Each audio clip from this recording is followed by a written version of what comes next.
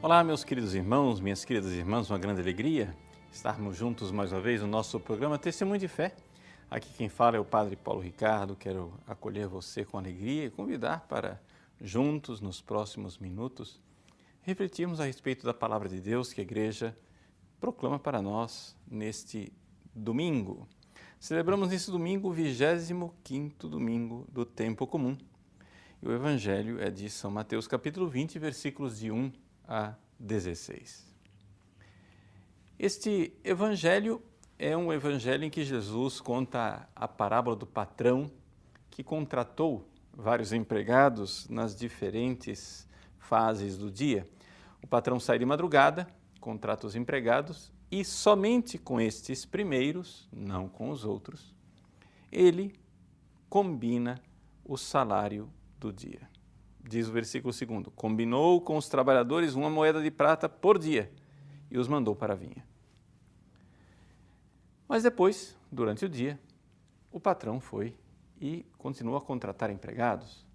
Uns ele contratou às 9, outros meio-dia, outros às 3 da tarde e finalmente contratou na última hora do dia, às 5 da tarde, mais um grupo de empregados.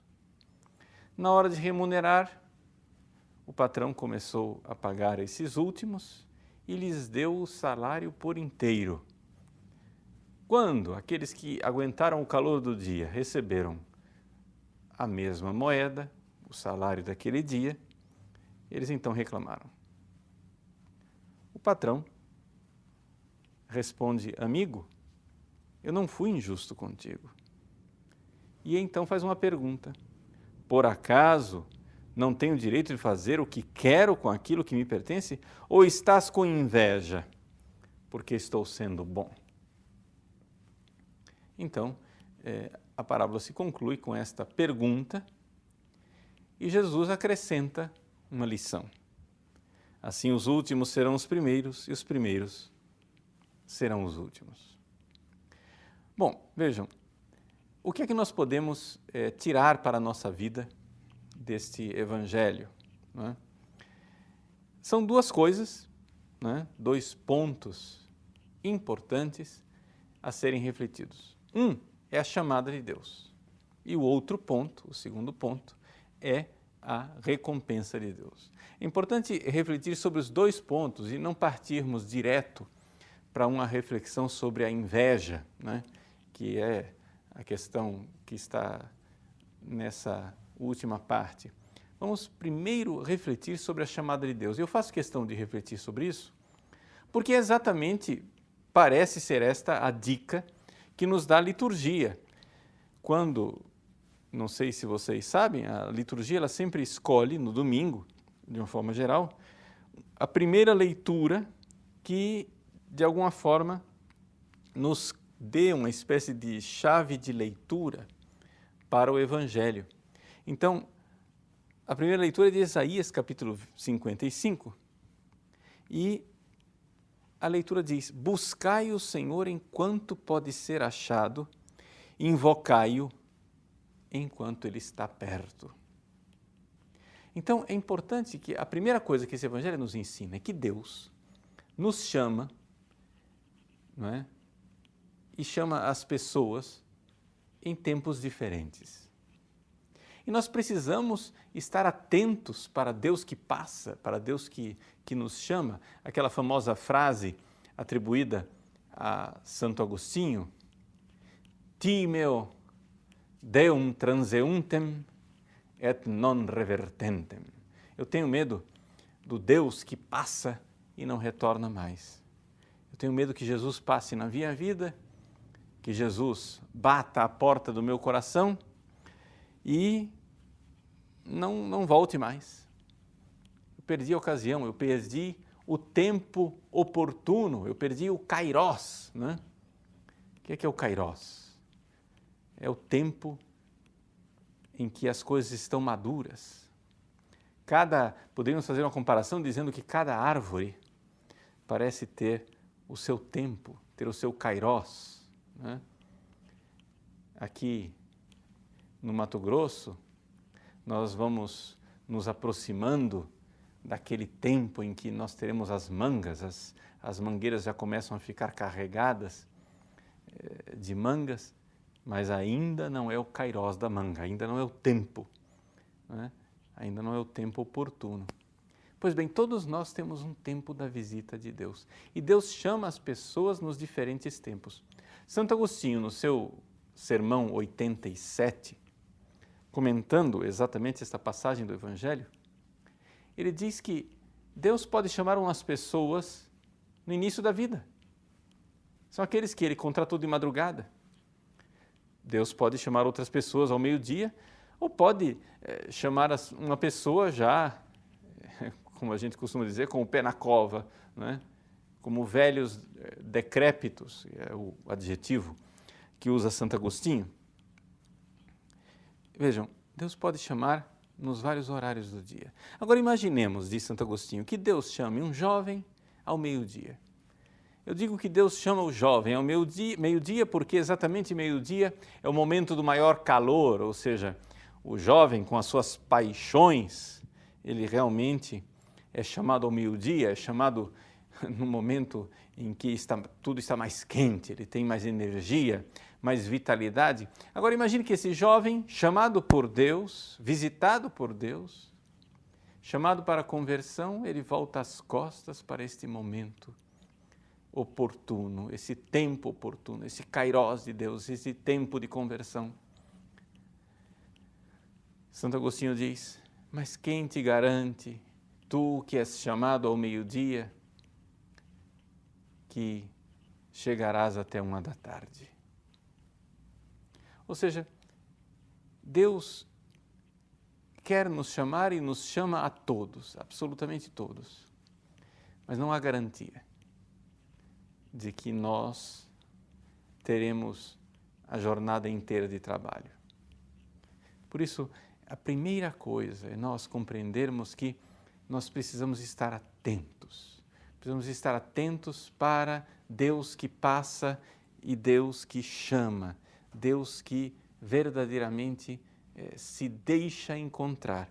Como nos recorda a primeira leitura, buscai o Senhor enquanto pode ser achado, invocai-o enquanto Ele está perto. E aqui significa exatamente a conversão. Né? Abandone o ímpio o seu caminho e o homem injusto suas maquinações, volte para o Senhor e terá piedade dele, volte para o nosso Deus que é generoso no perdão. Vamos nos converter. Não vamos ter esses pensamentos mesquinhos de quem, manchados pelo pecado original, como Adão e Eva, de quem bebeu o veneno da serpente. Vocês sabem que essa é uma das características mais terríveis do pecado original. Quando a serpente seduziu Eva, lá no paraíso, conforme o relato do capítulo 3 de Gênesis, a serpente disse para Eva, né, que Deus não era de confiança. Ela não usou essas palavras, mas no fundo, o que a serpente estava dizendo é que Deus é um velhaco. Deus proibiu que vocês comessem desse fruto, dessa árvore, porque se vocês comerem, vocês serão como Deus. Sereis como Deus. Essa é a coisa. A serpente instila o seu veneno no coração de Eva e de Adão desde o início e coloca Deus como um rival.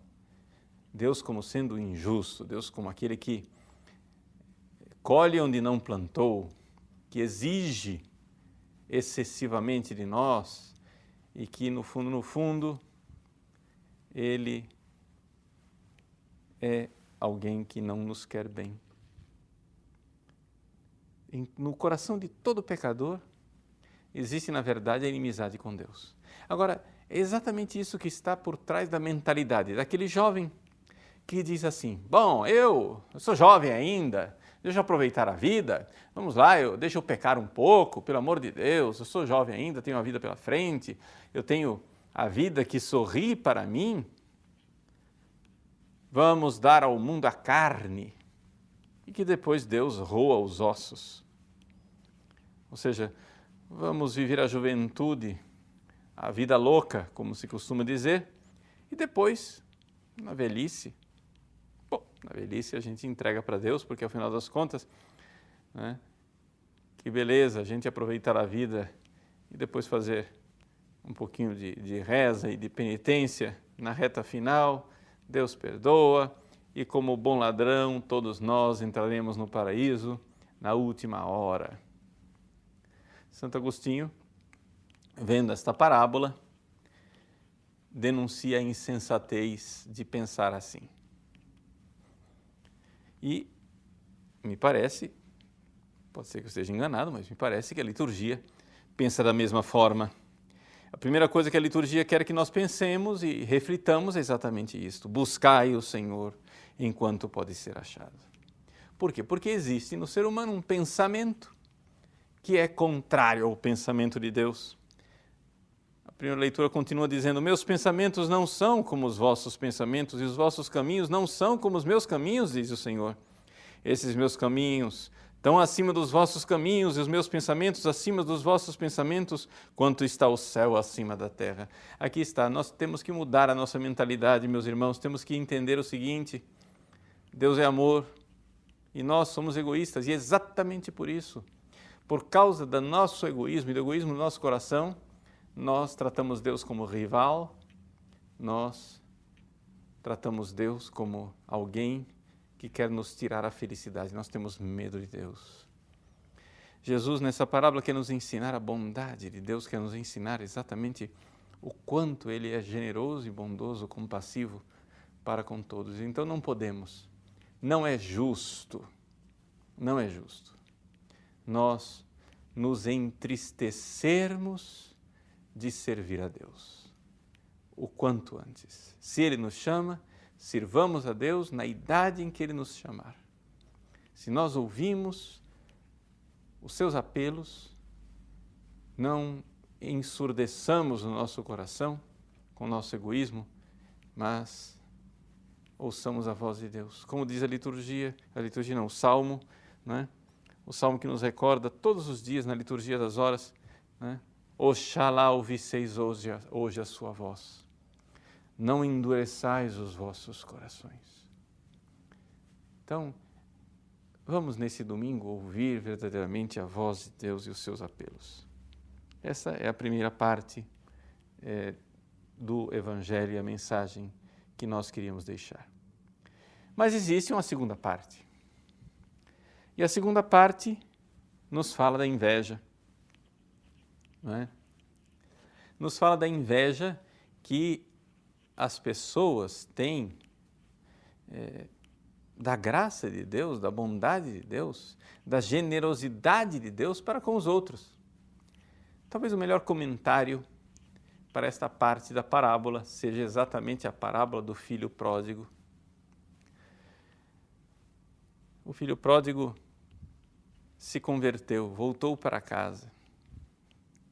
E Deus faz festa. Deus o trata como se ele nunca tivesse gastado os seus bens, como se ele não tivesse causado um grande prejuízo, uma grande ofensa ao pai. O pai vai ao seu encontro, corre, se joga no seu pescoço, cobre de beijos, manda fazer festa. E o filho mais velho chega então em casa. Quando vê o barulho da festa, o filho mais velho vai procurar notícia, não com o pai, vai procurar notícia com os servos, com os criados, para que então a reação da inveja se manifeste. O que é inveja? São Gregório Magno nos recorda que a inveja é um tipo de tristeza. É a tristeza de nós vermos o bem dos outros, a felicidade alheia. Nós deveríamos nos alegrar com a graça de Deus. Nós deveríamos ver os nossos irmãos perdoados. Se eu sou um trabalhador que fui chamado por Deus desde a infância como o filho mais velho, não é? Como filho mais velho, estive na casa do meu pai o tempo todo. Pois bem, se eu sou aquele que fui chamado logo de madrugada, na primeira hora, não devo ter inveja, não devo me entristecer com a graça de Deus que é manifestada abundantemente no meu irmão, que convertido recebe festa. O filho mais velho é invejoso, é a tristeza de ver o irmão agraciado.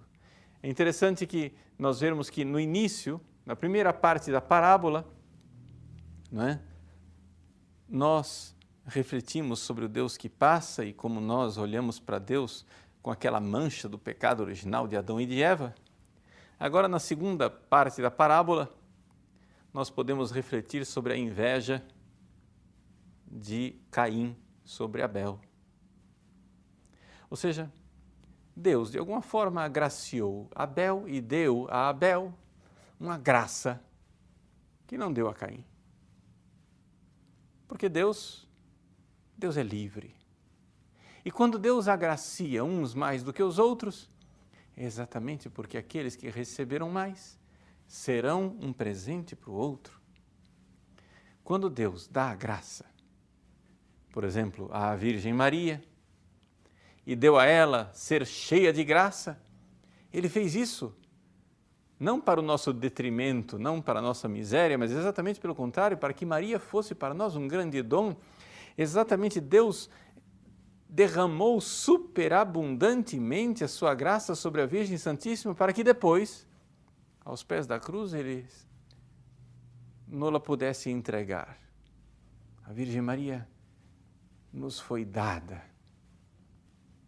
A agraciada tornou-se ela mesma uma graça para todos nós. E é assim que Deus faz. Deus não nos trata por igual exatamente para que nós precisemos uns dos outros. Nós precisemos uns dos outros. E, portanto, não podemos ter inveja dos irmãos agraciados. Vamos nos recordar que a inveja da graça de Deus derramada no coração do outro é um pecado gravíssimo, é um dos 6 pecados contra o Espírito Santo. Os 6 pecados contra o Espírito Santo, conforme a doutrina tradicional da Igreja, que se pode encontrar tanto na Suma Teológica como no Catecismo de São Pio X, são desesperar da salvação, número 2, a presunção da salvação, número 3, negar a verdade conhecida, número 4, é o pecado que nós estamos aqui analisando, a inveja da graça que Deus dá aos outros, número 5, a obstinação no pecado, número 6, a impenitência final. Esses são os 6 pecados contra o Espírito Santo. Pois bem, a inveja é exatamente isso. Consiste em nós nos entristecermos porque o nosso irmão conseguiu algo de bom. Né? É não querer inclinar a cabeça diante de Deus, que deu mais graça a Abel do que a Caim, deu mais graça a José do que aos outros 11 filhos de Jacó. Deu mais graça ao filho pródigo que volta para casa do que ao filho mais velho que sempre esteve lá servindo. E no fundo, você veja a grande miséria, a miséria que está por trás desta inveja do irmão, é no fundo, a falta de amor pelo pai. Veja, o filho mais velho da parábola do filho pródigo, né, ele se lamenta, ele reclama de ter que servir ao pai. Eu sempre te servi. O pai responde, mas filho, tu estás sempre comigo.